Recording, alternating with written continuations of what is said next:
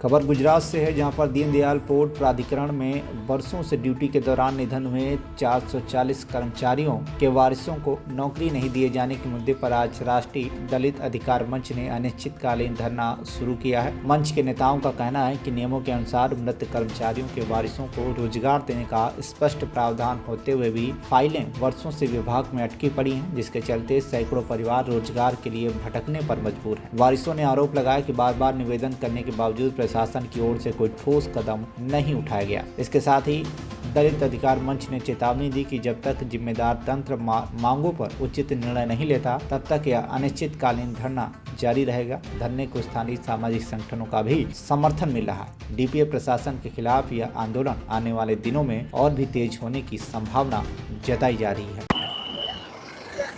राष्ट्रीय दलित अधिकार मंच और दीनदयाल पोर्ट ऑथोरिटीना मृतक कर्मचारीओना वारसदारो द्वारा आज धरणाનું आयोजन કરવામાં આવેલ છે।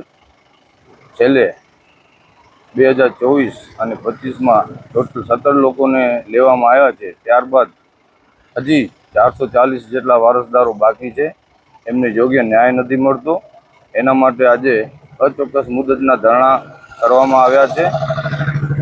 જ્યારે કોર્ટ દ્વારા અન્ય વિભાગો માટે વિકાસ ડેવલપ કરવા માટે રૂપિયા છે, પણ આ વારસદારો માટે કોઈ યોગ્ય ન્યાય નથી। એના માટે અમે આ ધરણા અવિરત ચાલુ રાખશું અને જો આ તંત્ર કોઈ હકારાત્મક વલણ નહીં દાખવે તો એનાથી પણ ઉગ્ર આંદોલન અને ભૂખ હડતાલ જેવું કરવું હશે તો એ પણ અમે કરશું। गुजरात से रतन मुकेश की रिपोर्ट, TV1 इंडिया न्यूज।